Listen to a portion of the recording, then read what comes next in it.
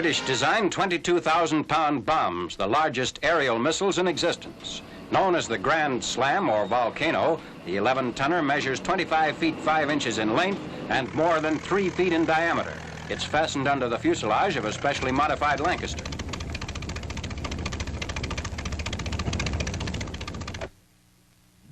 The bombs first saw combat use last March in attacks on the viaducts forming part of the railway system serving the Ruhr. Viaducts normally are most difficult targets to strike from the air. The 11-tonners are employed on this raid to determine whether aiming difficulties can be overcome by increasing both the explosive content and effective blast area. The angle setting of the fins causes the big bomb to spin when falling, adding to stability and accuracy.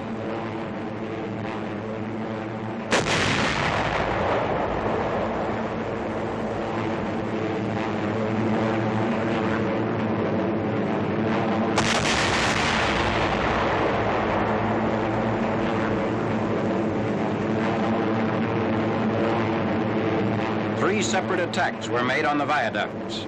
Damage is surveyed from the air and the ground. A lake caused by the bomb crater. Even without a direct hit, a near miss is enough to demolish substantial structures by the 11-ton bomb's terrific blast effect.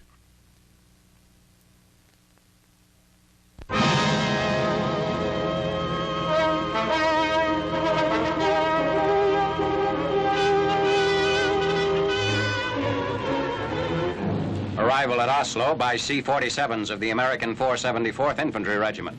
They've been flown in from England to assist British occupation forces in the evacuation of approximately 250,000 German troops. Brigadier General Owen D. Summers is in command of the Oslo military zone. LSTs bring in other elements of the 474th. This regiment includes the 96th Battalion, a contingent of Norwegian-Americans, most of whom speak the language and who were trained originally for an invasion of Norway.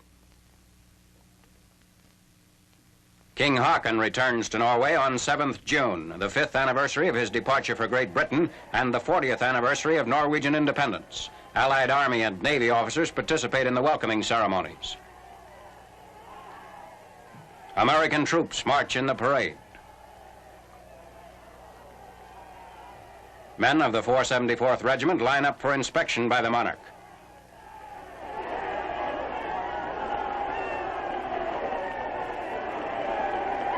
With King Haakon's return, a new Norwegian government will be formed.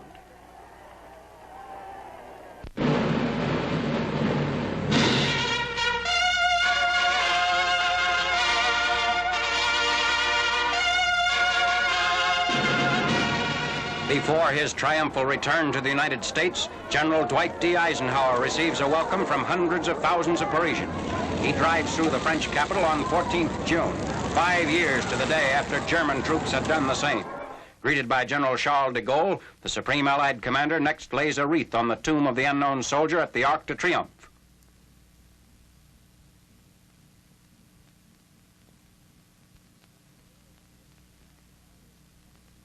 General de Gaulle decorates General Eisenhower with the Cross of Liberation, the highest honor that France can bestow.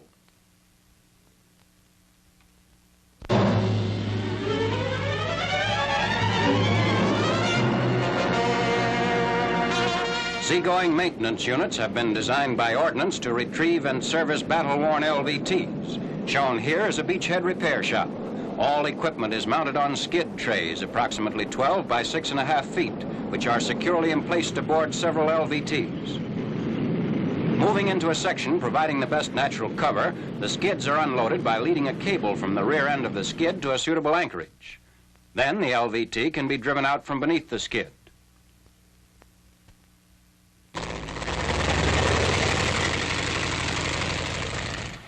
Five skids comprise the seagoing shop. Adequately spaced for efficient operation, this maintenance organization will repair and service LVTs until a permanent outfit can take over. The 5 sections are as follows: a spare parts skid, a unit repair skid containing a generator, a bearing puller, power tools, vices, and workbenches, an engine repair skid, a welding and blacksmithing skid including power hacksaw and battery charger, Finally, there's a unit which provides consumable items such as acetylene for welding, sheet metal, and so on. The retriever serves the same general purpose in this outfit as a heavy wrecker in an ordnance medium maintenance company. Here, its pumping unit, which can deliver 500 gallons per minute, goes into action against the burning LVT. The pump's 120-pound pressure permits effective firefighting from a safe distance.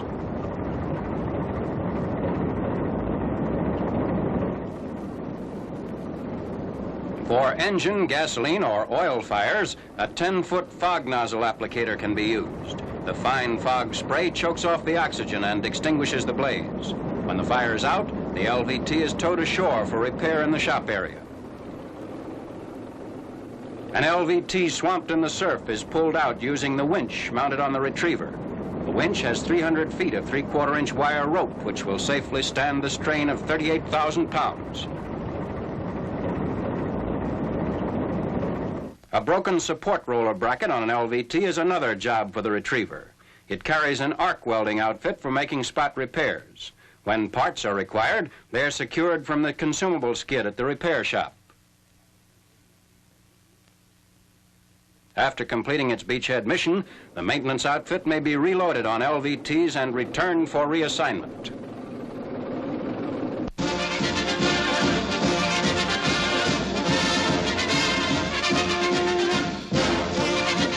Wire is loaded on a C-47 in preparation for a wire laying demonstration over terrain too difficult for normal ground wire laying.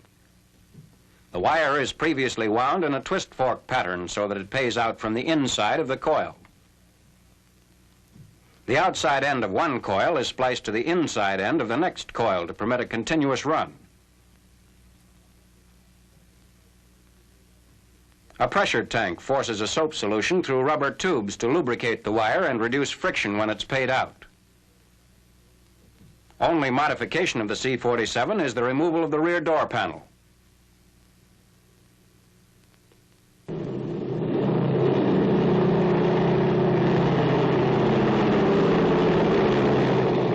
Smoke signals mark the beginning and end of the laying run. A chain attached to a small chute carries the wire to the ground.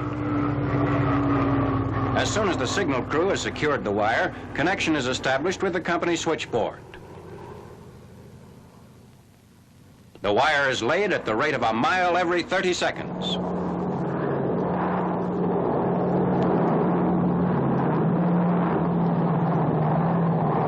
An unmodified C-47 can lay as much as 16 miles of wire at a single run.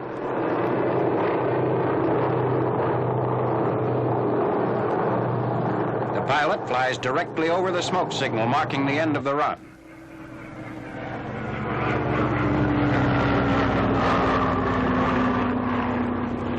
Contact with advance units is established as soon as the signal crew can reach the wire and connect it to the field phone.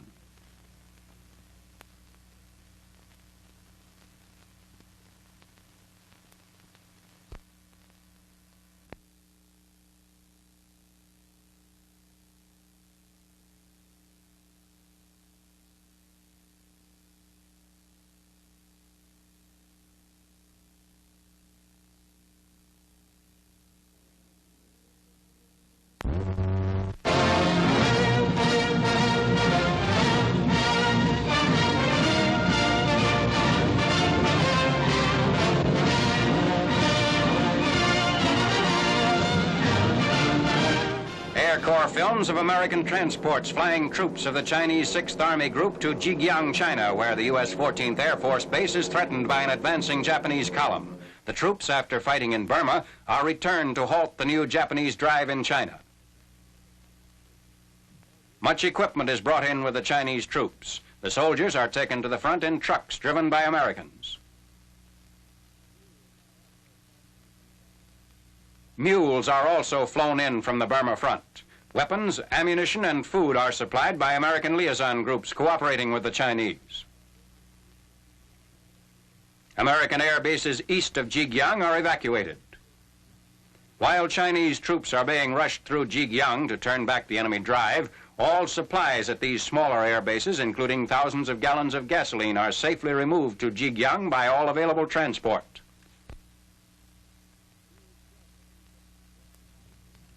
Huge gasoline drums weighing about 365 pounds are carried to waiting evacuation planes by the Chinese coolies. The heavy drums are loaded onto the planes by the coolies who willingly perform the back-breaking work of hastily removing supplies from the threatened area. Many large transport planes are so deeply mired in the mud of the landing strip that they can't be flown out from one threatened base. Chinese coolies pull these planes out of the mud through sheer strength of numbers, since all mechanical equipment had previously been removed from the field to prevent it from falling into the hands of the enemy.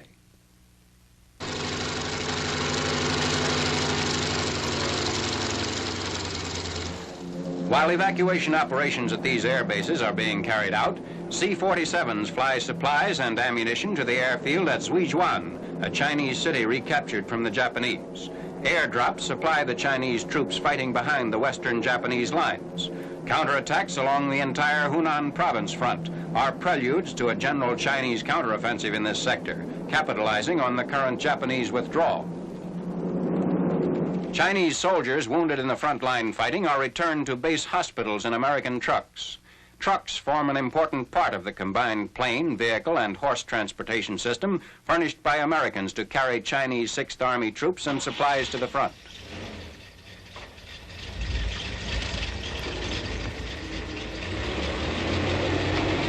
The wounded are transported to the Chinese hospital at Guiyang.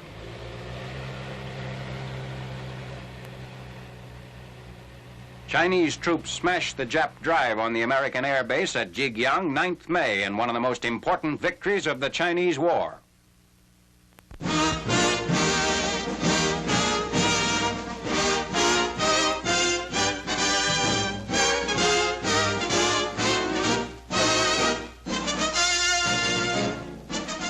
Training paratroopers at a school in the Pacific Theater. At Lipa Airstrip, Batangas, Luzon, troops attend the 11th Airborne Division's parachute jump school. An instructor demonstrates the parts and opening sequence of a parachute. At the jump tower, the students take the first steps in learning the parachute drop. Teaching at the school covers every phase of parachute jumping, from instruction in the operation of the chute to the completed jump from a plane. Jumping from a mock plane. The simulated aircraft doorway is approximately the size and position of the opening in an actual plane. After completion of ground training, the students file into a waiting C-46 for the initial parachute drop. Inside the plane, the men wait the go signal. 24 students make their first parachute drop. In the mass jump from the C-46, all men descend safely to the jump field. Training installations in the Philippines are increasing as South Pacific units move north from earlier bases in Australia. Troops of an assault signal company practice amphibious landings in Hawaii as they train for further combat duty. In Europe, this signal company already has experienced the difficulties of a major landing on an enemy coast and is now headed for similar action in the Pacific.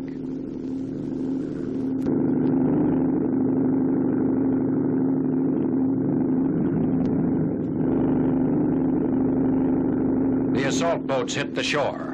In its European invasion, this unit not only completed its mission of furnishing signal communications for the initial amphibious landing, but maintained open wire and pole communications in the area for months afterward.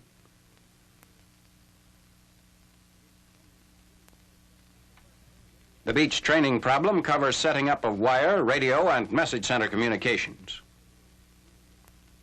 One man carries the reeled-out field wire into the underbrush for an advanced field telephone. Other troops quickly set up the field switchboard, and the wire is attached to the board. In a short time, the switchboard is in operation. The LCVPs bring more signal troops to the shore. Troops come up on the beach with drums of field wire and radio equipment. They quickly spread out over the area. The radio team sets up its equipment as the men dig in to establish the radio post. Sending messages by field radio. The training stresses the importance of maintaining uninterrupted communications during complex landing operations involving air, naval, and ground units.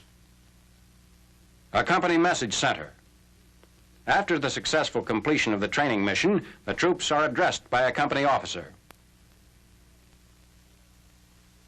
Okay, man, that was a fine operation. Just one point I want to bring out. You got to remember that these beaches in this theater are just like the beaches you landed on in Normandy. They'll be zeroed and registered in beforehand by the enemy's artillery and automatic weapons. When you hit them, you got to get them across them fast and keep on going.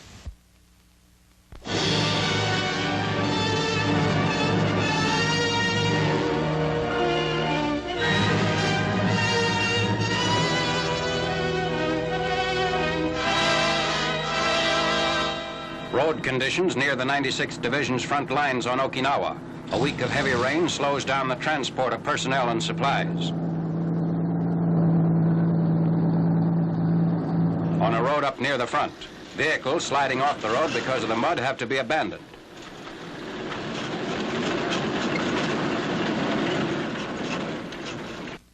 Trucks stalled on Route 5, an important supply line of the 77th Division front. A number of bulldozers are used to pull trains of trucks through the deepest stretches of mud, while others are kept busy dragging out stalled vehicles.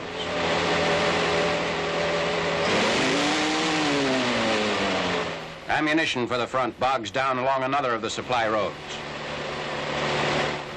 Along some sectors, supplies are moved only by tracked vehicles, and even these have difficulty with the mud. On June 7th, the roads leading up to the fronts in and about Shuri and Naha are impassable during most of the day. Personnel and equipment moving to new positions are at a standstill.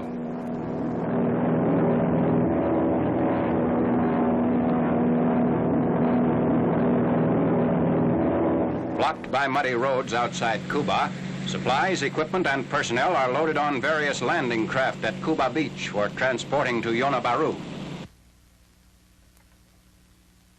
The 7-mile journey by water down the east coast of Okinawa helps to ease the supply situation. A P-38 covering the substitute supply line. At Yonabaru, the needed supplies are rushed from the boats to the nearby front lines over passable roads.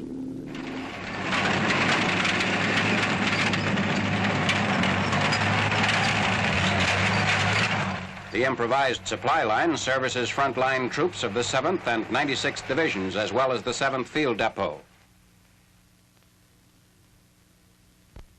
On their return trips, the naval craft are used to evacuate wounded to the 69th and 74th Field Hospitals located near Kuba.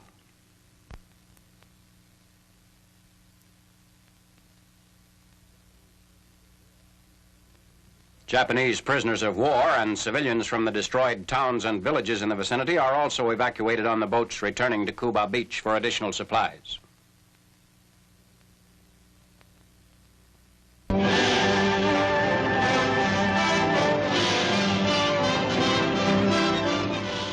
The F-7F, known as the Tiger Cat, a new twin-engine fighter bomber. Powered by double Wasp engines, the F-7F qualifies at its critical altitude for the 425-mile-an-hour class. The plane carries 4,000 pounds of bombs or a full-sized marine torpedo or rockets. For extra range, it has a 300-gallon drop tank in addition to its regular gas supply. First production of the F-7F goes to the Marine Corps, which will use them to clean up enemy strong points ahead of advancing ground troops. Later, the Navy will get it.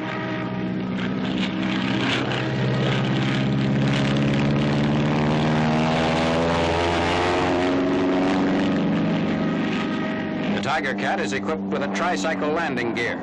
The fighter bus can be handled by the new 45,000-ton carriers of the Midway class.